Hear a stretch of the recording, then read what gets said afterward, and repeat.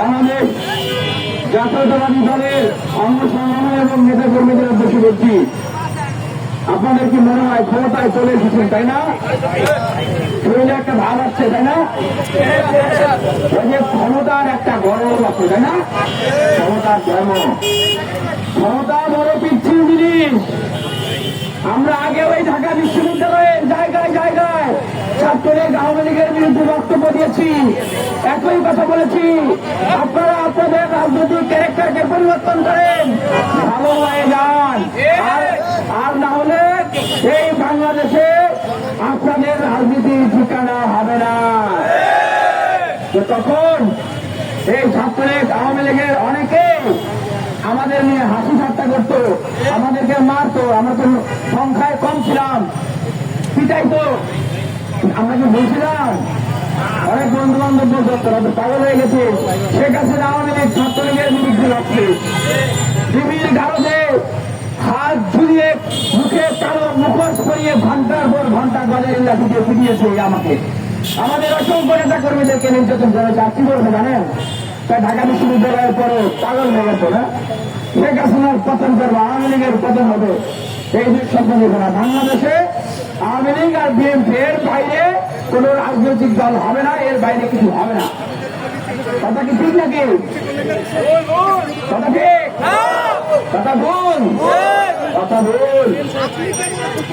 দেখেন, আমরা বিএনপির শত্রু না, যুব দল, ছাত্র দল, কৃষক দল, শ্রমিক দল, আমরা তাদের শত্রু না। তারা দীর্ঘ 16 বছর নির্যাতিত হয়েছে। আমি এই সূর্যমুখী আগের ভারতের 7 মাস শহীদের কনফারেন্সে ছিলাম। বর্তমান যুব দলের যিনি কেন্দ্রীয় সভাপতি আব্দুল মোনায়েম মুন্না ভাই, উনি আমার উপরে চালাইছে, আমার প্রতি খুবই আচরণ করেছে। কিন্তু বাস্তবতা হলো দলের রাজনীতি ক্যারেক্টার তো চেঞ্জ করতে হবে ভাই, তাই না? আপনি যত ভালো মানুষ নন, আওয়ামী লীগের সময় বলতাম ছাত্রলীগ আওয়ামী লীগ এমন একটা মেশিন, এটার ভিতরে কোনো ভালো ছেলে মেয়ে ঢুকলেও কি হয়ে যায়? সন্ত্রাস, ধর্ষণকারী হয়ে যায়। এখন এই দলটা বর্তমানে বাংলাদেশের বৃহৎ জনগোষ্ঠীর প্রতিনিধিত্বকারী একটা দল, তারা যদি তাদের ক্যারেক্টার না চেঞ্জ করে, ওইখানে ঢুকলে যদি একটা ভালো ছেলে মেয়ে সন্ত্রাস চাঁদাবাজ ধর্ষক হিসেবে বের হয়, তাহলে এর দায় কার? এখন ছাত্ররা স্লোগান দিচ্ছে যে আপনারা হত্যার দায় নেবেন না, ধর্ষণের দায় নেবেন না, খুনের দায় নেবেন না, কি বলে চাঁদার ভাগ নেবেন। তো চাঁদার ভাগ যদি নেন, এগুলো দায় নিতে হবে না।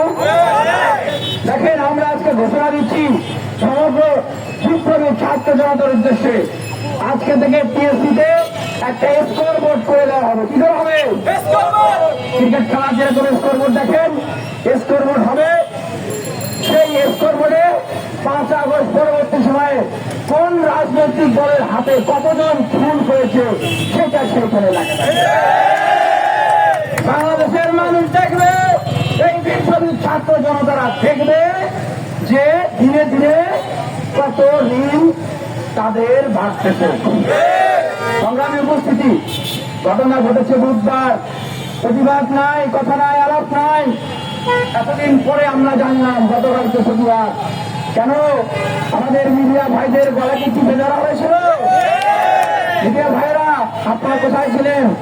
ঠিক আওয়ামী লীগের সময়ও এইরকম ঘটনা ঘটত, আমাদেরকে মাত্র পিটাইত, মিডিয়া প্রকাশ করত।